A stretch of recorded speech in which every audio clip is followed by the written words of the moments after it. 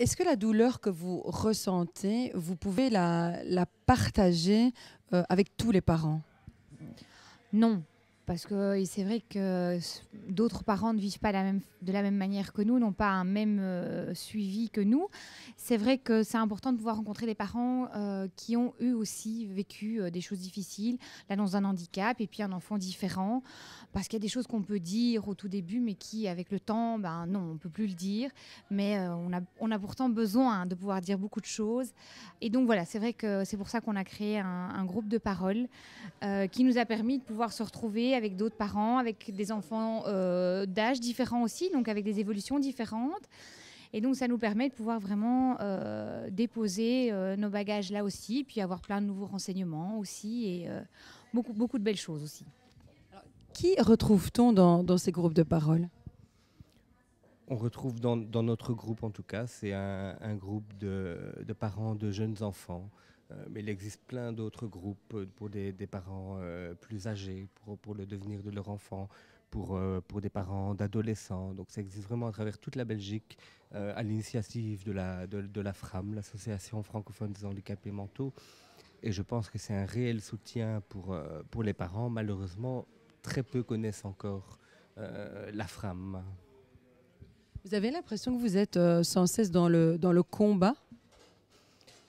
On est sans cesse dans le combat parce qu'on s'est rendu compte, on est entré dans une nouvelle ville, la vie du handicap, et on se rend compte que ce soit la scolarité, les stages, l'emploi, qu'il y a des barrières partout, trop peu de place partout, et que beaucoup de parents doivent vivre, en plus de l'handicap de leur enfant, un combat permanent pour pouvoir justement mettre des choses en place, parce qu'il y a trop peu de choses où ça n'existe pas.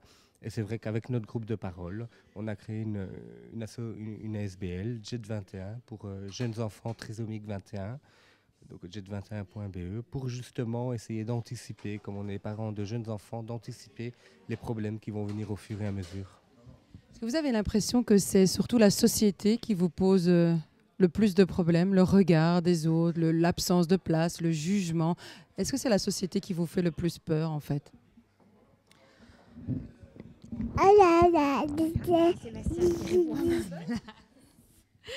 Je dirais que oui, le regard est toujours quelque chose de difficile parce que la différence, elle dérange, que ce soit à tout niveau. Donc c'est vrai que c'est un combat aussi de pouvoir passer au-dessus de ça, et puis surtout que nos propres enfants surtout ne souffrent pas de ce regard différent. Que ce soit le grand frère, que ce soit Sébastien aussi en grandissant, qui va réaliser qu'il est différent et que tout simplement, voilà, les gens peuvent être durs et c'est pas toujours facile pour eux aussi, ça c'est vrai. Le challenge, François, c'est de faire comprendre à la société qu'elle doit vous tendre la main? C'est de faire comprendre à la société qu'elle doit nous tendre la main, parce qu'avoir un enfant handicapé, une fois qu'on a fait le deuil, on peut très bien vivre avec ça, on est très heureux. Malheureusement, c'est tous les à côté qu'il y a de la vie quotidienne qui sont des véritables barrages. Ça commence très vite, je pense à l'annonce du handicap, mais aussi quelque chose dont on parle très peu, c'est la reconnaissance du handicap le jour où on doit aller dans cette dour des finances, dans les sous-sols, pour faire reconnaître son enfant handicapé. C'est une étape très difficile et manque beaucoup d'humanisme dans tous ces gestes. Pour terminer, je voudrais dire aussi qu'on a vécu une expérience formidable à travers ce reportage, que ce soit nous, je pense, la famille de Régis et la famille de Philippe.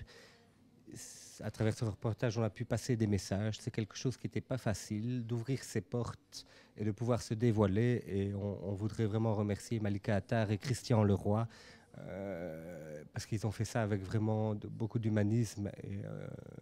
Et voilà, c'était pour nous parents pas facile.